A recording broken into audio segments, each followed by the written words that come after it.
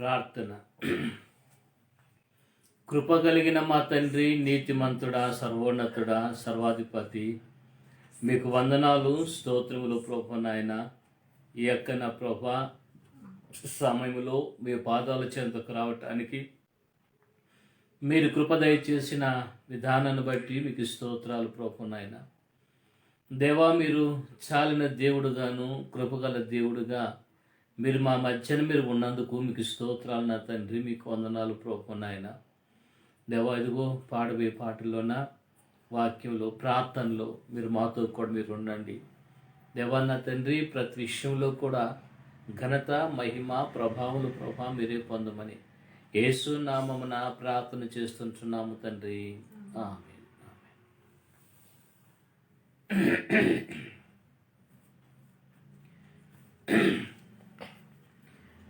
నా స్తుతి పాత్రుడా నా యేసయ్యా, నా ఆరాధనకు నీవే యోగ్యుడవయ్యా, నా ఆరాధనకు నీవే యోగ్యుడవయ్యా, నా స్తుతి పాత్రుడా నా యేసయ్యా. నీ వాక్యమే నా పరవశము, నీ వాక్యమే నా ఆత్మకు ఆహారము, నీ వాక్యమే నా పరవశము, నీ వాక్యమే నా ఆత్మకు ఆహారము, నీ వాక్యమే నా పాదములకు దీపము, నీ వాక్యమే నా పాదములకు దీపము, నీ వాక్యమే నా పాదములకు దీపము. నా స్తుతి పాత్రుడా నా యేసయ్యా, నా ఆరాధనకు నీవే యోగ్యుడవయ్యా, నా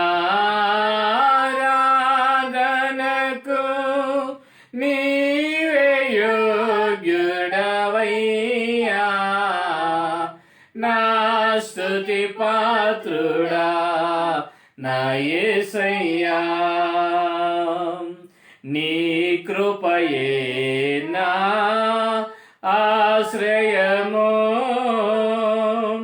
నీ కృపయే నా ఆత్మకు అభిషేకము, నీ కృపయే నా ఆశ్రయము, కృపయే నా ఆత్మకు అభిషేకము, నీ కృపయే నా జీవనాధారము,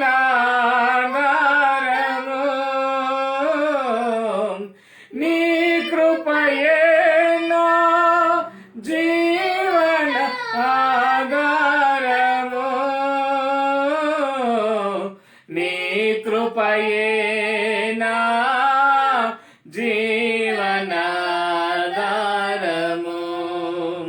నా స్తుతి పాత్రుడా నా యేసయ్యా, నా ఆరాధనకు నీవే యోగ్యుడవయ్యా, నా ఆరాధనకు యోగ్యుడవయ్యా, నా స్తుతి పాత్రుడా నా యేసయ్యా. నీ సౌందర్యము యెరూషలేము, నీ పరిపూర్ణత సీయోను శిఖరము, నీ సౌందర్యము యెరూషలేము, నీ పరిపూర్ణత సీయోను శిఖరము, నీ పరిపూర్ణత నా జీవిత గమ్యము, నీ పరిపూర్ణత నా జీవిత నీ పరిపూర్ణత నా జీవిత గమ్యము, నా స్తుతి పాత్రుడా నా యేసయ్యా, నా ఆరాధనకు నీవే యోగ్యుడవయ్యా, నా ఆరాధనకు యోగ్యుడవయ్యా, నా స్తుతి పాత్రుడా నా యేసయ్యా. దేవుని మనం ఆరాధన చేసుకుందాం, ఆ ప్రభుని మనం గనపరుద్దాం. ఎందుకంటే ప్రభు మనకు కుటుంబాలన్నింటినీ కూడా ఆయన బలపరచాలి, స్థిరపరచాలి. ప్రతి కుటుంబాన్ని కూడా ఆయన ఎదిగింప చేయాలి. కాబట్టి కుటుంబాల కొరకే మనము ప్రార్థన చేస్తాం, కుటుంబాల కొరకు మన దేవుని మనము ఆరాధన మనం చేద్దాం. హల్లెలూయా, స్తోత్రం స్తోత్రం స్తోత్రం స్తోత్రం స్తోత్రం. దేవా మీకే వందనాలు వందనాలు వందనాలు వందనాలు వందనాలు ప్రభువా. మహోన్నతుడా మీకే స్తోత్రాలు ప్రభా, జాలిగల దైవమా మీకే స్తోత్రాలు ప్రభా, ఓ కృపగల మా ప్రభా మీకే స్తోత్రాలు నా తండ్రి, మీకే వందనాలు స్వామి నాయన. ఆశ్చర్యకరుడా మీకే స్తోత్రాలు ప్రభు నాయన. ఓ సమాధాన అధిపతి మీకే స్తోత్రాలు ప్రభా, మీకే వందనాలు స్వామి నాయన. ఉన్నవాడా అనువాడా మీకే స్తోత్రాలు ప్రభా, మీకే స్తోత్రాలు స్వామి నాయన. సజీవుడా మీకే స్తోత్రాలు ప్రభా, మీకే వందనాలు స్వామి నాయన. దేవా నా తండ్రి నా ప్రభు నాయన, మిమ్మల్ని స్తుతించటానికి నాయన, గణపరచటానికి నా ప్రభు నాయన, మీరు ఇచ్చిన అవకాశాన్ని బట్టి మీకు స్తోత్రాలు యేసయ్యా, స్తోత్రాలు యేసయ్యా, స్తోత్రాలు తండ్రి మీకే వందనాలు వందనాలు ప్రభా నా తండ్రి నాయన. మహోన్నతుడా మీకే స్తోత్రాలు ప్రభా నాయన. యేసు మీకే స్తోత్రాలు. హల్లెలూయా హల్లెలూయా హల్లెలూయా. దేవా ప్రతి కుటుంబాన్ని బట్టి ప్రభా మిమ్మల్ని స్తుతిస్తుంటున్నాము నాయన. మీ సన్నిధికి వస్తున్న ప్రతి కుటుంబాన్ని బట్టి ప్రభా మిమ్మల్ని ఘనపరుస్తుంటున్నాము నాయన. దేవా నా తండ్రి కుటుంబాలుగా నా ప్రభా నాయన, మీ పాదాల చెంత మీరు నడిపిస్తున్నందుకే మీకు స్తోత్రాలు ప్రభా, మీకు వందనాలు స్వామి నాయన. ఓ ప్రతి కుటుంబాన్ని ప్రభా నా తండ్రి నా ప్రభా మీరు నడిపిస్తున్నందుకు మీకు స్తోత్రాలు ప్రభా, మీకు వందనాలు ప్రభా నాయన. నేను నా ఇంటి వారిని యెహోవాని సేవించేదము, ఆ వాక్యము నా తండ్రి నా ప్రభా ప్రతి కుటుంబానికి నా ప్రభా నాయన మీరు అనుగ్రహించినందుకు మీకు స్తోత్రాలు ప్రభా నాయన. ఆ ఆసక్తి మీరు పుట్టించినందుకు మీకు స్తోత్రాలు ప్రభా, ఆ కృపను మీరు ఇచ్చినందుకు మీకు స్తోత్రాలు ప్రభా నా తండ్రి నాయన. దేవా ఈ సమయంలో నా ప్రభా ఆ విధంగా ప్రతి కుటుంబంతో కూడా మీరు మాట్లాడుతున్నందుకే మీకు స్తోత్రాలు ప్రభు నాయన. యేసయ్యా మీకు స్తోత్రాలు, స్తోత్రం స్తోత్రం స్తోత్రం స్తోత్రం స్తోత్రం. దేవా మీకే స్తుతి స్తుతి స్తుతి స్తుతి స్తుతి స్తుతి స్తుతి. దేవా మీకే వందనాలు వందనాలు వందనాలు వందనాలు వందనాలు ప్రభా. రాజా మీకే స్తోత్రాలు ప్రభా, మీకే స్తోత్రాలు నా తండ్రి, మీకు వందనాలు. హల్లెలూయా హల్లెలూయా హల్లెలూయా హల్లెలూయా హల్లెలూయా హల్లెలూయా హల్లెలూయా హల్లెలూయా హల్లెలూయా హల్లెలూయా హల్లెలూయా హల్లెలూయా హల్లెలూయా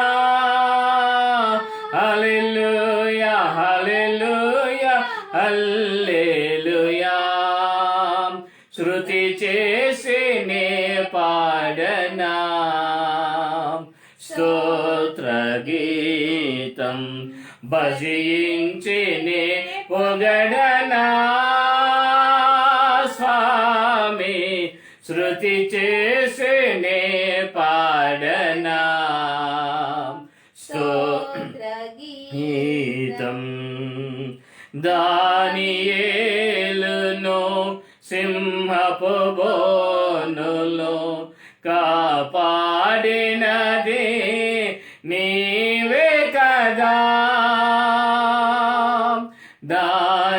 దానియేలును సింహపు బోనులో కాపాడినది నీవే కదా జల ప్రళయములో నోవాను కాచిన జల ప్రళయములో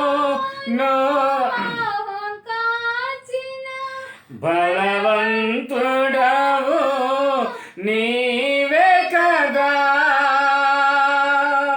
నీవే కదా నీవే కదా హల్లెలూయా యేసయ్యా హల్లెలూయా హల్లెలూయా హల్లెలూయా హల్లెలూయా హల్లెలూయా హల్లెలూయా హల్లెలూయా హల్లెలూయా హల్లెలూయా హల్లెలూయా యేసయ్యా హల్లెలూయా హల్లెలూయా హల్లెలూయా హల్లెలూయా శృతి చేసినే పాడనా స్తోత్రగీతం భజించినే పొగడనా స్వామి శృతి చేసినే పాడనా గీతం సమరయ స్త్రీని కరుణతో బ్రోచిన సచ్చరితుడవు నీవే కదా సమరయ స్త్రీని కరుణతో బ్రోచిన సచ్చరితుడవు నీవే కదా పాపుల కొరకై ప్రాణము పెట్టిన పాపుల కొరకై ప్రాణము పెట్టిన కరుణామయుడవు నీవే కదా నీవే కదా నీవే కదా హల్లెలూయా హల్లెలూయా హల్లెలూయా హల్లెలూయా హల్లెలూయా హల్లెలూయా హల్లెలూయా హల్లెలూయా హల్లెలూయా హల్లెలూయా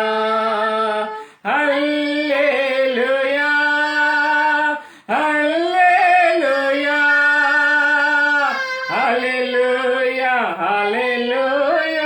హల్లెలూయా హల్లెలూయా హల్లెలూయా హల్లెలూయా హల్లెలూయా హల్లెలూయా శృతి చేసినే పాడనా స్తోత్రగీతం భజించినే పొగడనా స్వామి శృతి పాడనా స్తోత్రగీతం కృప కలిగిన మా తండ్రి నీతిమంతుడా సర్వోన్నతుడా యేసయ్యా మీకే స్తోత్రాలు ప్రభా నా తండ్రి నాయన. ఈరోజు నా ప్రభా నా తండ్రి నా ప్రభా నాయన ప్రతి కుటుంబాన్ని కూడా మీ పాదాల చెంది పెట్టి ప్రార్థన చేస్తున్నాము నాయన. దేవా నా తండ్రి నా ప్రభా నాయన ప్రార్థన ద్వారా సమస్తమైన కార్యాలు చేసే దేవుడు మీరు నా తండ్రి నా ప్రభా నాయన. నాకు మొరపెట్టండి మీకు నేను ఉత్తరం ఇస్తాను అని సెలవిచ్చిన దేవుడు నా తండ్రి మీకు స్తోత్రాలు ప్రభా నాయన. దేవా మీకు మొరపెడుతుంటున్నాం నాయన, మీరు జవాబు మీరు ఇస్తున్నారు, మీకు స్తోత్రాలు ప్రభా నాయన. అందును బట్టి కూడా మేము స్తుతిస్తుంటున్నాము నా తండ్రి మీకు స్తోత్రాలు. ప్రతి కుటుంబంతో ప్రతి ఒక్కొక్కరితో కూడా ప్రభా మీరు మాట్లాడుతున్నారు ప్రభా మీకు స్తోత్రాలు స్వామి నాయన. దేవా మీరు మాట్లాడుతున్నారు ప్రభా మీకు స్తోత్రాలు ప్రభా నాయన. మీరే ప్రభా కార్యాలు ప్రభా మీరు చెయ్యండి. యేసయ్యా మీ కార్యాలు ప్రభా మీరు జరిగించండి నా తండ్రి మీకు స్తోత్రాలు ప్రభా నాయన. మీ నామ ఘనత మహిమాత్మే నా ప్రభా జరగాలి ప్రభా నాయన. మీరే ప్రభా ఓ నా తండ్రి ప్రతి కుటుంబంతో మీరు మాట్లాడిన ప్రభా నా తండ్రి నాయన. ప్రతి కుటుంబము కూడా మీ పాదాల చెంతకు వచ్చిన తండ్రి నాయన. మిమ్మల్ని ప్రభా గణపరిచే కృపనైనా మీరు దయచేయండి ప్రభా. యేసయ్యా మీరు దయచేయండి ప్రభా. మీకే స్తోత్రాలు నా తండ్రి మీకు వందనాలు ప్రభు నాయన. ప్రతి విషయంలో కూడా నా ప్రభు నాయన ఘనత మహిమ ప్రభావం మీకే నా తండ్రి నాయన. యేసు నామమున ప్రార్థన చేసి అడిగి వేడుకొనుచున్నాము తండ్రి, ఆమేన్.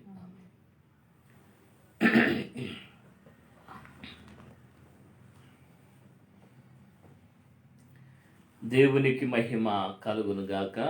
మరి యొక్క సమయంలో దేవుని ఆరాధన చేయటానికి ఘనపరచటానికిను మరి కుటుంబాల కొరకు మరి ప్రార్థన చేయటానికి కుటుంబం అంతా కూడా దేవుని కసరలు ఎదగటానికి కోసమే ఈ కార్యక్రమాన్ని కూడా మనం ప్రారంభించాము.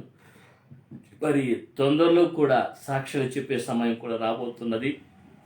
ప్రతి కుటుంబాన్ని కూడా దేవుడు ఒక కుటుంబాన్ని ఏర్పాటు చేసుకొని కుటుంబ సమేతంగా ఆయన్ని ఆరాధన చేయటానికి దేవుడు ఆ ద్వారాన్ని తెరుస్తున్నందుకే దేవునికి వెనులేని స్తోత్రాలు చెల్లిస్తూ ఉంటున్నాం. మరి ఈరోజు మనం చూస్తున్నట్లయితే కుటుంబాన్ని కట్టే విషయాన్ని గురించి కొన్ని విషయాలు మనం మాట్లాడుకుందాం. ఎందుకంటే కుటుంబము అన్న విషయాన్ని చూస్తున్నట్లయితే దేవుడు కట్టే కుటుంబం ఉంటుంది, మనుషులు కట్టుకునే కుటుంబాలు కూడా ఉంటుంది. మూడోదిగా సాతాను కట్టే కుటుంబాలు కూడా ఉన్నాయి. బాగా గమనించాల్సింది ఈరోజు మనం చూస్తూ ఉన్నట్లయితే దేవుడు కట్టే కుటుంబం అనేది ఎలా ఉండగలుగుతుంది, మరి మనుషుడు కట్టుకునే కుటుంబాలు అవి ఎలా ఉంటాయి, మరి సాతానుడు ఏర్పాటు చేసుకున్న కుటుంబాలు అవి ఎలా ఉంటాయి అన్న విషయాల గురించి మనము ఆలోచన చేస్తున్నట్లయితే మొట్టమొదటిగా దేవుడు ఏర్పాటు చేసుకున్న కుటుంబముల గురించి కొన్ని మాటలు మనము ధ్యానం చేసుకుందాం ఈరోజు మనము. మరి దేవుడు ఒక కుటుంబాన్ని కట్టాలనుకుంటున్నప్పుడు ఆ కుటుంబాన్ని ఆయన ఏం చేస్తాడంటే ఆ కట్టాలనుకున్నప్పుడు ఆ వ్యక్తిని దేవుడు స్థిరపరుస్తాడు. అంతేకాకుండా ఆ కుటుంబం కట్టబెట్టడానికి కొరకి ఆ వ్యక్తికి దేవుడు అన్ని కూడా ఏం చేయగలుగుతాడంటే సమకూర్చి పెట్టగలుగుతాడు.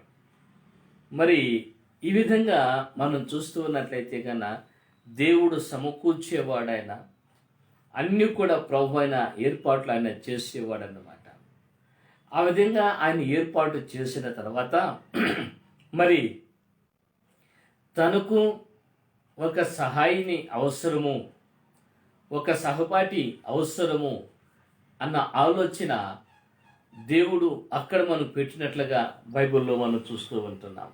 అంటే దేవుడు కట్టే కుటుంబాన్ని ఆయన అన్నీ కూడా ముందుగానే సమకూరుస్తూ వాళ్ళు స్థిరపరిచి మరి దేవుడు వరకు జతపరిచే దేవుడుగా మనం చూస్తూ ఉంటున్నాం. అయితే బైబిల్ని మనం చూస్తున్నట్లయితే ప్రారంభ కుటుంబం అనేది మనకు కనపడుతూ ఉంది. ఆ ప్రారంభ కుటుంబం అనేది ఆదాము యొక్క కుటుంబాన్ని గురించి మనం చూస్తూ ఉంటున్నాం. ఆదాము దేవుడు చేయటానికి ముందుగా సృష్టిని అంతా కూడా ఆయన చేయగలిగాడు. మరి ఆకాశ పక్షులను, మరి ప్రాకు పురుగులను, జంతువులను, వీటన్నిటిని కూడా ఆయన కలుగునుగాక అని చెప్పినాడు. ఈ విధంగా అన్నీ ఆయన చేసిన తర్వాత మరి 6వ దినమున ఆయన ప్రణాళిక మనం చూస్తూ ఉన్నట్లయితే కన్నా 6వ దినమున దేవుడు తన పోలిక చొప్పున మనుషుని చెయ్యాలి అని ఆలోచన చేశాడు. బాగా అర్థం చేసుకోవాల్సింది, ఎప్పుడు నీటిలో ఉన్న ఆ మట్టికి జిగురు పదార్థము అనేది ఉండదు. కాబట్టి ఆ నేలను ఆయన ఏం చేశాడంటే ఆరిపోయే విధంగా చేసి మళ్ళీ ఆ నేలను తడిపి ఆ మట్టిని తీసుకుని ఆయన ఏం చేయగలిగాడంటే కన్నా మరి తన పోలిక చొప్పున మనిషిని చేసినట్లుగా మనం చూస్తూ ఉంటున్నాం. ఆ మనిషిని చేసిన తర్వాత దేవుడు ఆయన చేసిన కార్యం గురించి మనం చూస్తూ ఉన్నట్లయితే కన్నా మరి అతనిలోకి దేవుడు తన జీవాన్ని ఆయన పంపగలిగాడు, ఆత్మని ఆయన ఇవ్వగలిగాడు. బాగా గమనించాల్సింది, జీవము అనేది మనం చూస్తే ప్రాణము అని చెప్పచ్చు. అంతకుముందు ఆయనకి ప్రాణము లేదు, ఆయనకి మట్టి బొమ్మగానే ఉన్నాడు. మట్టి బొమ్మకి దేవుడు ప్రాణాన్ని పోశాడు. ఆ మట్టి బొమ్మకు దేవుడు ఆయన ఏం చేశాడంటే తన ఆత్మని ఆయన ఇచ్చినట్లుగా మనం చూస్తూ ఉంటున్నాం. బాగా గమనించాల్సింది, ఒక మనిషిని దేవుడు చేసినప్పుడు ఆ మనిషిలోకి దేవుడు ప్రాణం పెట్టాడు. రెండోది మనం చూస్తున్నట్లయితే ఆ మనిషిని చేసిన తర్వాత ఆ మనుషులకు దేవుడు తన ఆత్మను పెట్టినట్లుగా వాక్యాన్ని జాగ్రత్తగా మనం గమనిస్తున్నాం. అయితే ఈ విషయాలన్నీ కూడా మనం చూస్తూ ఉంటున్నప్పుడు ప్రాణాన్ని దేవుడు ఎందుకు పెట్టగలిగాడు, ఎందుకు ఒక మనిషిలోకి ప్రాణం దేవుడు పెట్టగలిగాడు అన్న విషయాన్ని జాగ్రత్తగా మనం చూస్తూ ఉన్నట్లయితే అందులో చాలా విషయాలన్నీ కూడా మనకు కనపడతాయి అన్నమాట. ఎందుకంటే గన ఈరోజు మనం చూస్తున్నట్లయితే ప్రాణము అనే దాని గురించి చూస్తుంటున్నప్పుడు ఈ ప్రాణము ఆశపడుతుంది. ఈ ప్రాణము ఆతృత పడే విధంగా ఈ ప్రాణాన్ని గురించి చెప్పాలనుకుంటే బైబిల్లో ఎన్నో విషయాలు మనం చూస్తూ ఉంటున్నాం.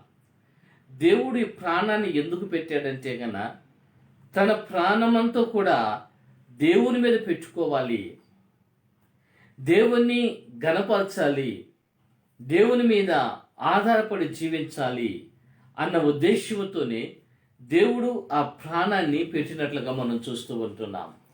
అయితే మనుషుడు ఏం చేస్తుంటున్నాడంటే కన్నా ఈ ప్రాణం గురించి ఇంకా ఆలోచన చేసుకుంటూ ముందుకెళ్తూ ఉన్నట్లయితే బైబిల్లో ఒక విషయాలు మనం చూస్తున్నట్లయితే ఇప్పుడు ఈ ప్రాణము దేవుని మీద దృష్టి పెట్టడం లేదు, దేవుని మీద ఆశ కలిగి జీవించటం లేదు. కానీ ఈ ప్రాణం ఎలా ఉంది, జ్ఞానైన సొలొమోను మనకి ఏం చెబుతుంటున్నాడంటే గన మనుషుడంటే గన ఏమంటున్నాడంటే నా ప్రాణమా తినుము త్రాగుము సుఖించుము అన్న విధంగా ఈ ప్రాణాన్ని ఏం చేస్తుంటున్నారంటే కన్నా తినడము త్రాగటము సుఖించటము దీని కొరకే ఈ ప్రాణాన్ని ఉపయోగించుకుంటున్నారు. ఈ ప్రాణము దేవుని మీద పెట్టుకోలేదు. అయితే బైబిల్లో ఇంకా మన కీర్తన భాగంలో మనం వెళుతూ ఉన్నట్లయితే కన్నా కోరహు కుమారులు వాళ్ళు ఏమంటున్నారంటే కన్నా దుప్పి నీటి వాగుల కొరకు ఆశపడినట్లుగా దేవా నీ కొరకు మా ప్రాణము ఆశ పెట్టుకొని ఉన్నది, తృష్ణ కొనుచు ఉంటున్నది. అంటే ఈ ప్రాణం అనేది ఎవరి మీద వాళ్ళు ఉంచుకుంటున్నారంటే కన్నా దేవుని మీద వాళ్ళ ప్రాణాన్ని వాళ్ళు పెట్టుకున్నారు. వాళ్ళ ప్రాణం అంతా ఎక్కడ ఉందంటే కన్నా దేవుని దగ్గరే ఉన్నట్లుగా చూపిస్తూ వచ్చారన్నమాట. అయితే మనుషుడు ఈరోజు మనం చూస్తున్నట్లయితే తన ప్రాణము అనేది దేవుని దగ్గర పెట్టడం లేదు. కానీ ఈ లోక కార్యాల గురించి, లోక ఆశల గురించి, లేకపోతే లోక ఇచ్చల గురించి ఈ ప్రాణాన్ని పెట్టుకుంటున్నాడు. మనుషుడు తినాలి, త్రాగాలి, సుఖించాలి, అనుభవించాలి అని కోరుకుంటున్నాడే కానీ దేవుడు నాకెందుకు ఈ ప్రాణం పెట్టాడు, ఈ ప్రాణాన్ని గురించి ఆలోచన చేయలేకపోతూ ఉంటున్నాడు. అయితే ఇక్కడ వాక్యం మనం చూస్తున్నట్లయితే గన ఈ ప్రాణము అనేది దేవుని వైపు ఉన్నట్లయితే గన ఆ వ్యక్తి కానీ ఆ కుటుంబము కానీ ఎప్పుడు కూడా తొట్టిల్లరు. వారు దేవుని యొక్క సన్నిధానంలో వారు ఎప్పుడు కూడా వారు ఏం చేస్తారంటే కన్నా దేవుని వారు గణపరచటానికి, దేవునిలో జీవించటానికి వాళ్ళ ప్రాణం ఎప్పుడు కూడా ఏం చేస్తుంటుందంటే కన్నా ఆశపడుతూనే ఉంటుందన్నమాట. ఈరోజు మనం చూస్తున్నట్లయితే మనుషుని యొక్క ప్రాణం అనేది దేవుని దగ్గర లేక ఈ లోక కార్యాల వైపు పెట్టుకుని ఈరోజు మనుషుడు ఏమైపోతుంటున్నాడంటే నశించిపోతూ ఉంటున్నారు. మనుషుడు పతనమైపోతూ ఉంటున్నాడు. మనుషుడు నిలబడలేని పరిస్థితి అయిపోతూ ఉంటున్నది. అందుకే ఈ స్థితినంతా కూడా గమనించిన తర్వాత భక్తుడైన దావీదు ఆయన ఏమంటున్నాడంటే నా ప్రాణమా యెహోవాను సన్నుతించుము అని మాట్లాడుతూ ఉంటున్నాడు. ఎందుకంటే ఆ ప్రాణము అనేది దేవుని మీద దృష్టి పెట్టాక లేక దేవుని మీద ఆశ కలిగి జీవించకుండా ఆ ప్రాణం తన ఇష్టానుసారంగా జీవించిన కారణాన బైబిల్లో మనం చూస్తే కీర్తన భాగంలో ఆయన ప్రాణం ఏమైపోయేదంటే కృంగిపోయినట్లుగా మనం చూస్తూ ఉంటున్నాం. ఆ ప్రాణము కృంగిపోయేది. ఆ ప్రాణం అనేది తల్లడిల్లిపోతూ ఉంటున్నది. కాబట్టి ఇక్కడ మనం చూస్తూ ఉంటున్నప్పుడు అవన్నీ కూడా ఆయన చూసిన తర్వాత దావీదు గ్రహించింది ఒకటి ఏమంటే నేను నా ప్రాణం అనేది దేవుని దగ్గర పెట్టాలి. అందుకని అపోస్తలుడైన పౌలు ఒక మాట ఏమంటున్నాడంటే నేను బ్రతికితే నేను నా క్రీస్తు కొరకే అని అంటున్నాడు. ఎందుకంటే తన ప్రాణము అనేది ఎవరికి సమర్పించేసాడంటే దేవునికి సమర్పించేశాడు. దేవుని కొరకు బ్రతకాలి అన్న ఆశ, ఆ కోరిక తనలో పుట్టాది. ఆ కోరికతోనే ఆయన ఏం చేస్తుంటున్నాడంటే ముందుకు సాగుతూ ఉంటున్నాడు. అతడు తొట్టిల్లటానికి లేకపోతే దేవుణ్ణి వదిలిపెట్టడానికి మరి ఎన్నో ఆటంకాలు వచ్చాయి, అభ్యంతరాలు వచ్చాయి, దెబ్బలు పడ్డాయి, అవమానాలు వచ్చాయి, నిందలు తనకు వచ్చాయి. ఎన్ని వచ్చినప్పటికీ కూడా అపోస్తలుడైన పౌలు వాటన్నిటిని కూడా భరిస్తూనే వచ్చాడు. భరిస్తూ ఉండి ఆయన ఏమంటున్నాడంటే నేను దేవుని కొరకే నేను బ్రతకాలి, నా ప్రాణం అనేది నేను దేవునికే సమర్పించాలి. అందుకే రోమా రాసిన పత్రికలు మనం చూస్తున్నట్లయితే 12వ అధ్యాయంలో ఏమంటున్నాడంటే సజీవ యాగముగా దేవునికి సమర్పించుకుంటున్నాడు. ఆయన తన శరీరాన్ని దేవునికి అప్పగించుకుంటున్నాడు. ఎందుకంటే ఈరోజు మనం చూస్తూ ఉన్నట్లయితే ఈ ప్రాణము అనే దాన్ని ఏం చేస్తుందంటే ఈ శరీరాన్ని దేవునికి సమర్పించనివ్వకుండా, దేవుని యొక్క సన్నిధానంలో మోకరించనివ్వకుండా, లేకపోతే దేవుని ఆరాధించనివ్వకుండా, లేకపోతే దేవుని గణపరచనివ్వకుండా ఈ ప్రాణం ఏం చేస్తుందంటే శరీరాన్ని బలహీనపరుస్తూ ఉంటుందన్నమాట. ఇది బలహీనపరిచేదే కాకుండా ఆ ప్రాణం కూడా ఏమైపోతుందంటే బలహీనమైపోతూ ఉంది. ఎప్పుడు శరీరము ప్రాణము రెండు బలహీనమైపోతుందో ఆ స్థలంలో పరిశుద్ధాత్మ అనేది ఉండదన్నమాట. బాగా దాన్ని అర్థం చేసుకోవాలి. శరీరము ప్రాణము ఈ రెండు కూడా ఎప్పుడు బలహీనమైపోతుందో అక్కడ ఆత్మ అనేది ఉండదు. ఎందుకంటే దేవుడి కుటుంబాన్ని ఏర్పాటు చేసే విధములో చాలా చక్కగా తని ఏర్పాటు చేశాడు. అయితే ఏర్పాటు చేసి తన సాటిన సహాయాన్ని కూడా ఇవ్వగలిగాడు. ఇచ్చిన తర్వాత మళ్ళీ ఏం చేశాడో తెలుసునా, ఈ యొక్క ఆదాము దేవుని మీద తన ప్రాణాన్ని పెట్టుకోలేదు, ఆశని పెట్టుకోలేకపోయాడు. తను ఎవరి మీద దృష్టిని పెట్టుకున్నాడంటే భార్య వైపు దృష్టిని పెట్టాడు. భార్యని ప్రేమగా ప్రాణంగా ఎంచుకుంటూ వచ్చేసాడు.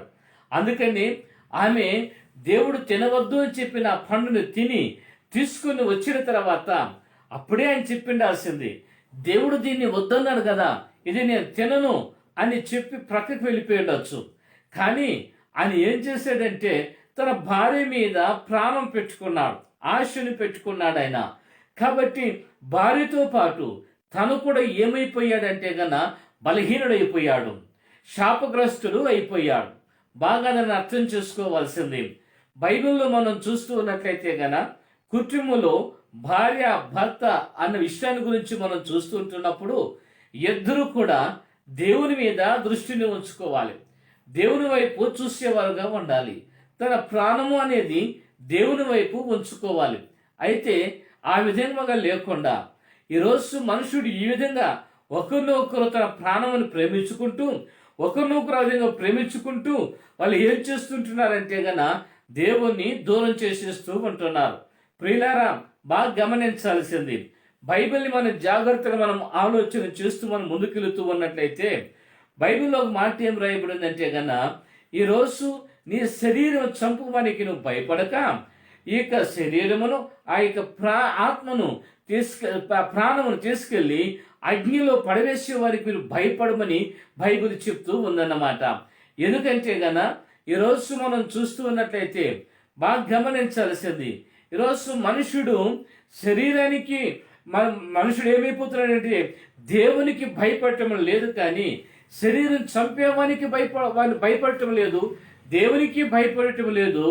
వారు ఏం చేస్తుంటున్నారంటే తన శరీరానికి కావలసిన నష్టాన్ని తెచ్చుకుంటున్నారు, తన శరీరానికి కావలసిన ఆ బలహీనతని తెచ్చిపెట్టేసుకుంటున్నారు. ఎప్పుడు ఈ విధంగా బలహీనమైపోతూ ఉంటున్నదో ఈ ప్రాణం అనేది దేవుని దగ్గర ఏకీభవించలేకుండా పోతా ఉంది, ఆత్మతో ఏకీభవించలేకుండా పోతూ ఉందన్నమాట. అందుకే ఆమె దేవుడు తినవద్దు అని చెప్పిన ఫలాన్ని తీసుకుని ఆమె తిని ఆమె ఏం చేసేదంటే తన పెనిమిటి ఆదాము దగ్గరికి తీసుకొచ్చిన తర్వాత తిరిగి ఆయన కూడా దాన్ని ఏం చేశాడంటే తను కూడా తినేశాడు. ఎప్పుడు తినగలిగేశాడో బాగా గమనించాల్సింది, తన మీద ఉన్న ఆ మహిమ అనేది లేకపోతే వారి మీద ఉన్న ఆ యొక్క మహిమ అనేది వారిని ఏం చేసేదంటే విడిచిపెట్టి వెళ్ళిపోయినట్లుగా మనం చూస్తూ ఉంటున్నాం. ప్రభునందు ప్రియమైన వాళ్ళరా, ఈ విషయంలో ఇంకా మనం ముందుకు వెళుతూ ఉన్నట్లయితే దేవుడు ఆ యొక్క వ్యక్తులకు దేవుడు తన ప్రభావంతో నింపి తన మహిమతో నింపిన తర్వాత కూడా ఈ మనుషుడు ఏం చేస్తుంటున్నాడంటే దాన్ని కోల్పోతూ ఉంటున్నాడు. దేవుని మహిమ అనేది ఎప్పుడైతే కోల్పోతున్నారో, దేవుని ప్రభావాన్ని ఎప్పుడైతే కోల్పోతున్నారో, దేవుని మహిమ కోల్పోతే ఆ కుటుంబానికి ఏముండదంటే సంతోషం అనేది ఉండనే ఉండదు, ఆ కుటుంబంలో సమాధానం అనేది నిలబడదన్నమాట. ఎన్నో కుటుంబాల్లో ఈరోజు చూస్తున్నట్టయితే సమాధానం లేదు.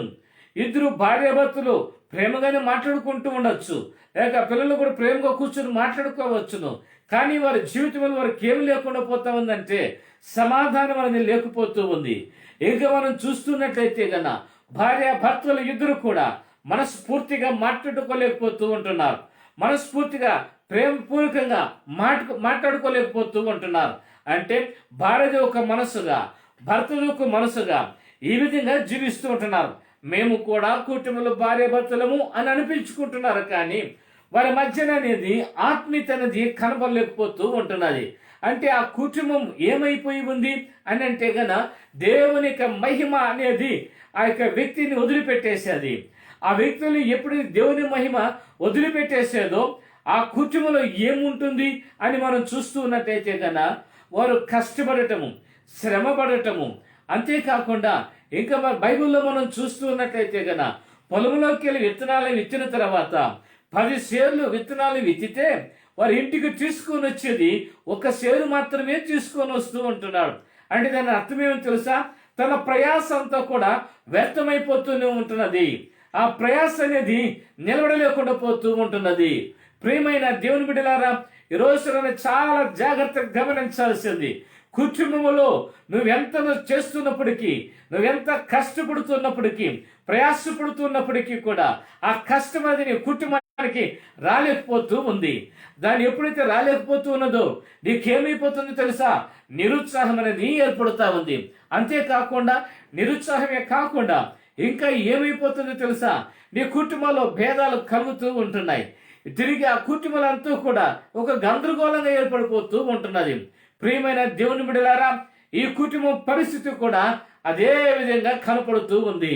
వారు చెమటోచాల్సి వచ్చింది, శ్రమ పడాల్సి వచ్చింది, వేదన పడాల్సి వచ్చింది. అంటే దేవుని యొక్క మహిమను ఏ వ్యక్తి అయితే కోల్పోతారో, దేవుని యొక్క ప్రభావమును, దేవుని యొక్క మహిమను ఏ వ్యక్తి అయితే కోల్పోతారో వారిలో ఇవన్నీ కూడా ఉంటాయి, ఇవన్నీ కూడా జీవిస్తాయి. ఇవి ఎప్పుడైతే వారి కుటుంబంలో ఉంటుందో ఆ కుటుంబం నిలబడలేక, ఆధ్యాత్మికమైన జీవితంలో ఎదగలేక పతనమైపోతూ ఉంటున్నారు. అందుకని ఈరోజు మనుషుడు ఏమైపోతున్నాడంటే వాత వీయబడిన మనసాక్షిలాగా మనుషుడైపోతూ ఉంటున్నాడు. కాబట్టి దేవుని మహిమను కోల్పోయేవేమో నీ కుటుంబంలో, దేవుని యొక్క మహిమని జీవితంలో కోల్పోయేవేమో, జాగ్రత్త ఆలోచన చెయ్యి. అది కోల్పోయి ఉంటే నీ జీవితానికి కానీ నీ కుటుంబానికి కానీ అది వేదనగానే ఉంటుంది. అది ఎలా ఉంటుందంటే గన నీ ప్రయాసంతో కూడా వ్యర్థమైపోతూ ఉంటుంది. నీ ప్రయత్నాలన్నీ కూడా వ్యర్థమైపోతూ ఉంటాయి. అవి ఏం నిలబడలేవు. ప్రియులారా, నీ ఆలోచనలు కాదు కావాల్సింది, లేకపోతే నీ యొక్క ఆలోచన ప్రకారం, నీ తలంపుల ప్రకారంగా నువ్వు వెళ్ళటం కాదు కావాల్సింది. ఏ విషయమైనా కానీ దేవుని యొక్క చిత్తము మనం కనిపెట్టే వరకు మనం ఉండాలి. దేవుని యొక్క ఆలోచన కొరకు మనం ఎదురు చూసే వరకు ఉండాలి. ఈ కుటుంబంలో ఈ వ్యక్తి మీద దేవుని యొక్క మహిమ అనేది ఉన్నదా లేదా, వారు సమాధానంగా ఉన్నారా లేదా, ఆ కుటుంబంలో దేవుని యొక్క ఆ యొక్క మహిమతో నిలబడి ఉన్నారా లేదా అని చెప్పి ఆ కుటుంబాన్ని గురించి మనం ఆలోచన చేయాలి. ఆ ఎత్తుని కాదు చూడాల్సింది, రంగును కాదు మనం చూడాల్సింది, లేక ఉన్నతమైన స్థానాలు కాదు మనం చూడాల్సింది ఈరోజు మన కుటుంబంలో ఉండాల్సింది దేవుని యొక్క మహిమతో మన కుటుంబాలు నింపబడి ఉండాలి. హల్లెలూయా. దేవుని యొక్క మహిమతో మన కుటుంబాలు, మన జీవితాలు నింపబడి ఉండాలన్నమాట. ఈరోజు ఆ మహిమ లేకుండా పోతూ ఉంటున్నది. అందుకే ఎన్ని మనం చేసినప్పటికీ కూడా అది మన చేతుల్లో నిలబడలేదు. ఎన్ని చేస్తున్నప్పటికీ కూడా ఆ రాబడి మన చేతికి రావటం లేదు. కారణం నీ కుటుంబం మీద, నీ జీవితం మీద దేవునికి మహిమ లేదు అని దాని అర్థం. అది ఆ మహిమను మనం పొందుకునే వరకు ఉండాలి. ఆ కుటుంబంలో కక్షలు కనపడుతున్నాయి, భేదాలు కనపడుతూ ఉంటున్నాయి. ఆ కుటుంబం ఎంత క్షీణించిపోయేదో చూడండి. రెండోదిగా ప్రభావము అనేది కూడా మన మీద ఉండాలి. ఎందుకు ప్రభావం మన మీద ఉండాలి? వాక్యాన్ని మనం చూస్తూ ఉన్నట్లయితే కన్నా కీర్తన భాగంలో కీర్తన భాగం మనం చూస్తున్నట్లయితే 62వ కీర్తన అనుకుంటాను, ఒకసారి చూడండి. 63 మొదటి వచనంలో 63 వచనాన్ని చూస్తే కన్నా 63వ కీర్తన మొదటి వచనాన్ని, 2వ వచనాన్ని, నా దేవుడవు నీవే, వేకువనే నిన్ను వెతుకెదను, నీ బలమును నీ ప్రభావమును నేనేం చేయాలి, నేను చూడవలనని పరిశుద్ధ ఆలయమందు నేనెంతో ఆశతో నీ తట్టు కనిపెట్టి ఉన్నాను. నీళ్ళు లేక ఎండి ఉన్న దేశమందు నా ప్రాణము నీ కొరకు ఏం చేస్తా ఉంది, కృష్ణకొని ఉంటున్నది. చాలన్న ఇక్కడ మనం చూస్తూ ఉన్నట్లయితే వాక్యం ఎంత స్పష్టంగా చెప్తుందో చూడండి. దేవా, నా దేవుడవు నీవే, వేకువని నేనేం చేస్తాను, నేను వెతుకుతాను. నేను ఎందుకు నేను వేకువని ఎదుగుతూ ఉంటున్నాను? ఏం కావాలని కోరుకుంటున్నాడు దావీదు? బలమును ప్రభావమును చూడాలి. ప్రభావము అనేది ఎందుకు మనకు అవసరము అని మనం చూస్తూ ఉన్నట్లయితే, దేవుని యొక్క ప్రభావం అనేది మనలో లేకపోతే మనలో వ్యాధులు అనేది వస్తాయంట. బైబిల్లో మనం చూస్తూ ఉంటున్నప్పుడు మరి రక్తస్రావం కలిగిన స్త్రీ 12 సంవత్సరాలు ఆమె వేదన పడుతూ వచ్చేది. అంతా కూడా అమ్మి ఖర్చు పెట్టేసేది. ఆ ఖర్చు అంతా కూడా వృధా అయిపోయాది. అది ఏమాత్రం కూడా ఆమెకి సహాయపడలేదు. ఎన్ని వైద్యులు చేయించినా కూడా ఆ వ్యాధి అనేది కుదట పడలేదు. ఎందుకో తెలుసా? ఆ వ్యక్తిలో దేవుని యొక్క ప్రభావం అనేది లేకుండా పోయేది. దేవుని యొక్క ప్రభావం అనేది ఆ వ్యక్తిలో లేకుండా పోయేది, ఆ స్త్రీలో లేకుండా పోయేది. అందుకే ఎంత చేసినా కూడా దానికి ప్రయోజనం అనేది లేకుండా పోయేది. ప్రియమైన దేవుని బిడ్డలారా, బాగా గమనించాల్సింది, ఆమె కోరుకున్నది ఒకటి, దేవుని యొక్క ప్రభావం అనేది నాలోకి వస్తే, దేవుని యొక్క ప్రభావం నా దగ్గర ఉంటే నేను కొద్దుని పడతాను అనుకున్నది ఆమె. కాబట్టి ఆ స్త్రీ ఏం చేయగలిగిందో తెలుసా? దేవుని దగ్గరికి వెళ్ళేది. ఆ జనంలో ప్రజలందరి మధ్యలో కూడా ఆమె వెళ్ళి ఆయన యొక్క వస్త్రాన్ని ముట్టుకున్న తర్వాత ఆ ప్రభావం అనేది ఆమెలకు వెళ్ళిన వెంటనే ఆమె ఏమయ్యేదంటే గన కుదట పడ్డది, బాగుపడేది. ఆమె ఆ వ్యాధి నుంచి విముక్తిని చెందగలిగేదన్నమాట. అందుకని యేసయ్య ఏమంటున్నాడంటే, ఎవరు నన్ను తాకారు, నాలో నుంచి ప్రభావం వారిలోకి వెళ్ళేది అని చెప్పినప్పుడు ఆమె లేచి అంటుంది, అయ్యా నేనే ఆ భాగ్యురాలు, నేను ముట్టిన తర్వాత నీ వస్త్రాన్ని ముట్టుకున్న తర్వాత నేను స్వస్థతని పొంది తిని అంటే దాని అర్థం ఏమంటే గన దేవుని ప్రభావము అనేది ఆ వ్యక్తిలోకి పోయింది కాబట్టి దేవుని యొక్క ప్రభావం అనేది ఆమెను ముట్టగలిగి ఆ రక్తధార అనేది కట్టుబడినట్లుగా మనం చూస్తూ ఉంటున్నాం. ప్రియమైన దేవుని బిడ్డలారా, ఈరోజు మనం గమనించాల్సింది పరిశుద్ధాత్ముడైన యేసు క్రీస్తు ప్రభుల వారు ఆయన మహిమతోను ఆయన ప్రభావంతోను మనల్ని నింపటానికి కొరకే, మన కుటుంబాలను నింపటానికి కొరకే ఆయన చూస్తూ ఉంటున్నాడు. ఎందుకంటే మన కుటుంబాలు ఈరోజు మనం చూస్తున్నట్లయితే నిజంగానే ఆ దేవుని మహిమ లేకుండా దేవుని యొక్క ప్రభావాన్ని నిలబడలేని ఆ స్థితిలో కుటుంబాలు నిలబడి ఉన్నాయి. కాబట్టి అనేక సమస్యలతో, వ్యాధులతో, ఇబ్బందులతో, కష్టాలతో ఆ కుటుంబాలు నిలబడ్డాయి. కాబట్టి ఆ సర్వోన్నతుడైన యేసు క్రీస్తు ప్రభుల వారు ఆయన ప్రణాళిక ఆయన చేస్తూ ఉంటున్నాడు. ఆయన ఎందుకంటే కదా ఆయన యొక్క మహిమతో ఆయన ప్రభావంతో ప్రతి కుటుంబాన్ని, ప్రతి వ్యక్తిని కూడా ఆయన నింపితేనే దాన్ని కోల్పోయిన ఆదాము కుటుంబం ఎంత నష్టపోయారు. అయినా కూడా ఆదాము ఒక గురి కలిగి ఉన్నాడు. నేను దేవుని మహిమను పొందుకున్నవాడిని, దేవుని యొక్క ప్రభావాన్ని పొందుకున్నవాడిని నేను. అయితే తిరిగి ఆ దేవుడే నాకు కార్యం చేయాలా ఆయన ఎదురు చూస్తూ ఉండి ఆయన తిరిగి ఆయన ఏం చేయగలిగాడంటే కన్నా ప్రార్థన జీవితాన్ని ప్రారంభించాడు ఆయన. హల్లెలూయా! ప్రార్థన జీవితాన్ని ఆరంభించాడాయన. ఎందుకంటే గన ఆదికాండం 4వ అధ్యాయం చివరి భాగంలో మనం చూస్తూ ఉన్నట్లయితే ప్రార్థన జీవితాన్ని తను నెమ్మదిగా ప్రారంభించాడు ఆయన. ఎప్పుడైతే ప్రార్థన ప్రారంభించాడో, ఎప్పుడైతే ఆ ప్రార్థన ప్రారంభించగలిగాడో ఆ కుటుంబము, ఆదాము వంశాన్ని దేవుడు లెక్కించినట్లుగా బైబిల్లో మనం చూస్తూ ఉంటున్నాం. ఎందుకంటే కన్నా ఈరోజు మనం చూస్తూ ఉన్నట్లయితే నిజంగానే మన కుటుంబాలు ఈ లెక్కలో లేని స్థితులు అయిపోతూ ఉన్నాయి. మనమంటే ఎవరికి లెక్క లేదండి, మన కుటుంబాలంటే ఎవరికి లెక్క లేదండి. ఆ కుటుంబాన్ని విడిచిపెట్టి వాళ్ళతో మనకు అవసరం లేదు, వీళ్ళతో మనకు అవసరం లేదు అని మనం అంటూ ఉంటారు మనల్ని. అయితే ఎందుకో తెలుసా, దేవుని యొక్క ప్రభావమును, దేవుని యొక్క మహిమను మనం కోల్పోయి ఉన్నాం కాబట్టి, మనం కోల్పోయి ఉన్నారు కాబట్టి వారి కుటుంబాల పరిస్థితి ఆ విధంగా ఉంటున్నాయి. అయితే ఈ సమయంలో సర్వోన్నతుడైన యేసుక్రీస్తు ప్రభుల వారు ఆయన చూస్తున్న విధానము, ఆయన నడిపిస్తున్న విధానాన్ని మనం చూస్తున్నట్టయితే కన్నా నిజముగా ఈరోజు నీ మీద, నీ కుటుంబంలో ఆయన మహిమతో నింపబడి ఉన్నావా, ఆయన ప్రభావంతో నింపబడి ఉంటున్నావా? ఆ విధంగా లేకపోయినట్లయితే కన్నా ఈరోజు ఆ ప్రభు దగ్గర మనం ప్రార్థన చేయండి. అంటే దేవుడు తిరిగి ఆయన ఏం చేయాలనుకుంటున్నాడంటే కన్నా తన యొక్క మహిమతో, తన యొక్క ప్రభావంతో మనల్ని పంపి, మనల్ని అభిషేకింపచేసి, మనలో ఉంచి, మనల్ని పరిపూర్ణలు చేయగలిగి ఆయనను మహిమపరిచే కృపని ఈరోజు కుటుంబంలో దేవుని మహిమపరిచే స్థితి లేకుండా పోతా ఉంది. దేవుని ఆరాధించే స్థితి లేకుండా పోతున్న కారణం ఏమో తెలుసా? నీ కుటుంబంలో మహిమ లేదు, నీలో మహిమ లేదు, ఆయన ప్రభావం దగ్గర లేదు. కాబట్టి ఈరోజు దేవుని నువ్వు మహిమపరచలేకపోతూ ఉంటున్నావు. దేవుని ప్రియమైన దేవుని బిడ్డలారా, బాగా గమనించాల్సింది ఈ సమయము దేవుడు మనకి ఇచ్చాడు. ఎందుకో తెలుసా? తిరిగి మన కుటుంబాలను మనం ప్రారంభించుకోవటానికి. నువ్వు అనుకుంటున్నావు నా కుటుంబం బాగుందని. లేదని, నీ కుటుంబం బాగలేదు, నీ కుటుంబంలో ప్రభావం లేదు, నీ కుటుంబంలో దేవుని మహిమ లేదు.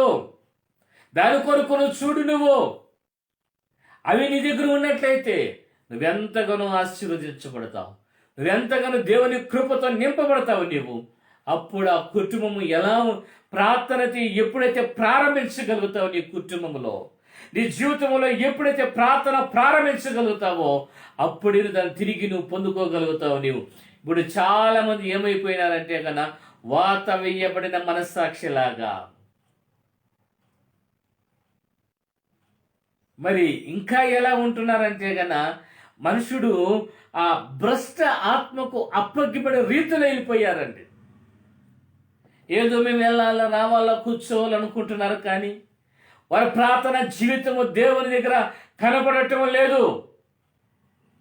కుటుంబంలో ప్రార్థన లేకుండా ఉంటున్నది, నీ జీవితంలో ప్రార్థన లేకుండా ఉంటున్నది. ఏమ్మా ప్రార్థన చేయలేదా అని అంటే ఆడ ప్రార్థన చేసేది. మాకు ఎన్ని పనులు ఉన్నాయండి, ఎన్ని పనులు, మేము అలసిపోతాం కదండి, అలసిపోయి ప్రార్థన కూడా చేసుకోలేకుండా పోతూ ఉంటున్నాం. అంటే ఏమైపోతున్నామో తెలుసా నువ్వు? బైబిల్లో మనం చూస్తే కన్నా ప్రార్థన చేయకుండా ఉన్న వ్యక్తులు అలసిపోతారు. అలసిపోయిన వ్యక్తులు ఏం చేయగలుగుతారో తెలుసిన? వాక్యంలో మనం చూస్తున్నట్లయితే కన్నా యేషవు అలసిపోయి అని బైబిల్లో ఉంది. ఆయన అలసిపోయి అరణ్యమంతా తిరిగి వచ్చి అలసిపోయి వచ్చి కూర్చుంటే యాకోబు చిక్కుడుకాయల కూర చేస్తే ఆయన ఏమంటున్నాడు? అలసిపోయి ఉన్నాను, ఆ ఎర్రగొన్న కూర నాకు వడ్డించు అన్నప్పుడు యాకోబు ఏమన్నాడంటే గన, నీకున్న జ్యేష్ఠత్వమైన హక్కును నాకు ఇచ్చేయి, నీకు ఇది పెడతానన్నాడు. అలసిపోయి ప్రార్థన చేయకుండా అలసిపోయిన జీవితాల్లో తనకంటూ ఏదైతే ప్రాధాన్యంగా ఉంటుందో, తనకి దేవుడు ఏదైతే ప్రాధాన్యత ఇచ్చాడో దానిని నీ జీవితంలో నువ్వు కోల్పోతావు, నీ కుటుంబంలో కోల్పోతావు. నీవు చాలా కుటుంబాలు ఈరోజు ప్రార్థన లేకుండా అలసిపోయి దేవుడిచ్చిన ఆ ప్రాధాన్యతని, దేవుడు మనకిచ్చిన కృపని దాన్ని అమ్ముకుంటున్నారు, పాడు చేసుకుంటున్నారు. ఒక్కొక్కరు విధంగా పాడు చేసుకుంటున్నారు. ప్రియులారా, చాలా జాగ్రత్తగా ఉండాలి. నువ్వు అనుకున్నంత లేదు ఇంకా దినాలు నీకు. నువ్వు అనుకుంటున్నావు నాకు ఆరోగ్యం ఉంది, నేను బలంగా ఉన్నాను, నాకు వయసు ఉందని. లేదు, నువ్వు అనుకున్న విధంగా నీ దినాలు నీకు లేవు. ఇక చాలా జాగ్రత్తగా నిలబడదాం, చాలా జాగ్రత్తగా ముందుకు నడుచుకుందాం.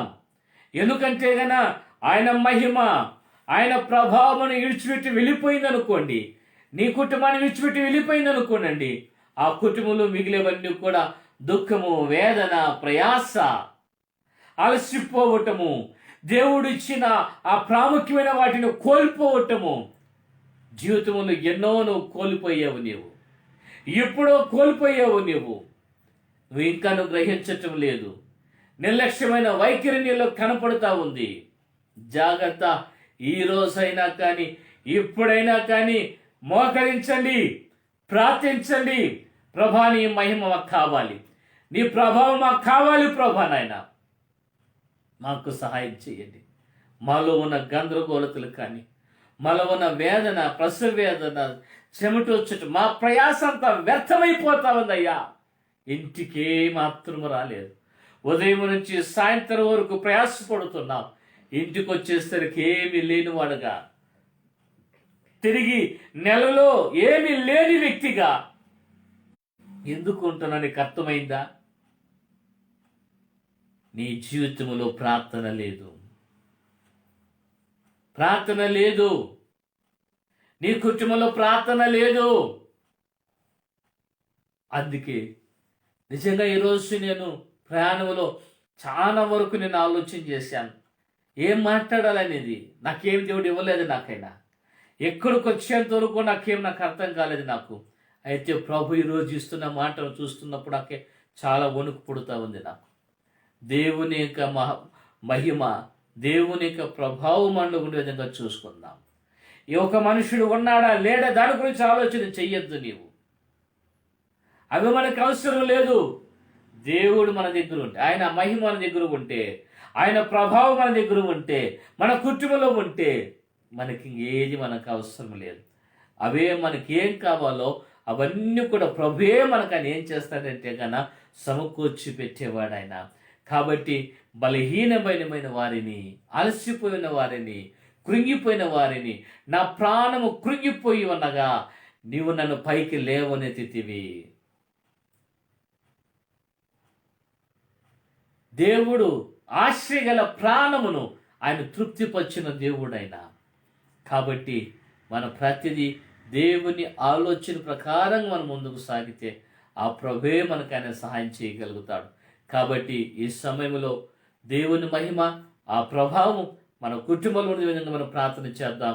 ప్రభువే మనకు ఆయన కృపను దయచేయని ప్రార్థన చేసుకుందాం. కృప కలిగిన మా తండ్రి, నీతిమంతుడా, సర్వోన్నతుడా, యేసు మీకు వందనాలు ప్రభా. నా తండ్రి నాయన, మీ ప్రభావమును గురించి, మీ యొక్క మహిమను గురించి మేము తెలుసుకున్నాం. మా కుటుంబానికి కావాల్సింది మొట్టమొదటిగా ఇవే మాకు ఉండాలి ప్రభా. ఇవి మాలో ఉన్నట్లయితే నా ప్రభు నాయన మేము ఎంతగానో ముందుకు సాగగలుగుతాం. మా కుటుంబంలో సంతోషం ఉంటుంది. మా ప్రయాస వ్యర్థం కాదు ప్రభా నా తండ్రి నాయన. దేవా నా తండ్రి నా ప్రభా, మీ ప్రభావంలో ఉన్నట్లయితే నా ప్రభు నాయన, అయ్యా మీరు మాకు విడుదలిచ్చే దేవుడు ప్రభా నాయన, మీరు సహాయం చేసే దేవుడు నా తండ్రి, మీకు స్తోత్రాలు ప్రభు నాయన.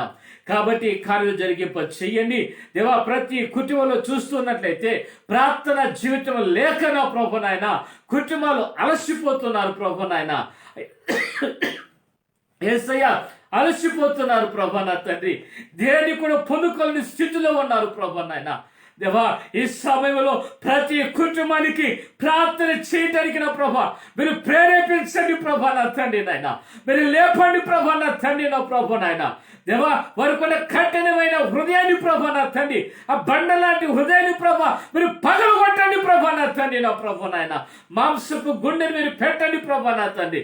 ఓ మీ చిత్తం మీ ఆలోచన ప్రకారంగా నడుచుకోవటానికి నా తండ్రి మీరు కృప తెచ్చిమని కూడా ప్రార్థన చేస్తుంటున్నాను. బలపరచండి నాయన. నైనా ప్రతి కుటుంబంలో ప్రార్థన ఆరంభం కావాలి ప్రభా. ప్రతి వ్యక్తిలో ప్రార్థన ఆరంభం కావాలి ప్రభా నా తండ్రి నాయన. మీరే కార్యాలు జరిగింపచేయమని కూడా ప్రార్థన చేస్తుంటున్నాం దేవా. ఎంతమంది అప్పుడు మీ వాక్యాన్ని వింటున్నారో, ఎంతమంది వాక్యాన్ని విన్నారో, ఈ సమయంలో ఆ కుటుంబాలు మీ మహిమతో మీ ప్రభావంతో నింపబడును గాక. దేవా నా తండ్రి మీకే స్తుతి నా తండ్రి, మీకు వందనాలు దేవా. బలమైన కార్యాలు జరిగిస్తున్నందుకు మీకు వందనాలు. యేసు నామమున ప్రభా మీ నామమున అడిగి వేడుకొనుచున్నాము తండ్రి, ఆమేన్. తండ్రి అయిన దేవుని ప్రేమ, కుమారుని క్రీస్తు కృప, పరిశుద్ధాత్మిక సహవాసము ఎంతవరకు వాక్యమైన ప్రతి బిడ్డతో ప్రతి కుటుంబముతోనూ ఆయన కృపయు ఆశీర్వాదమునిచ్చి ఆయన నడిపించునుగాక. ఆమేన్.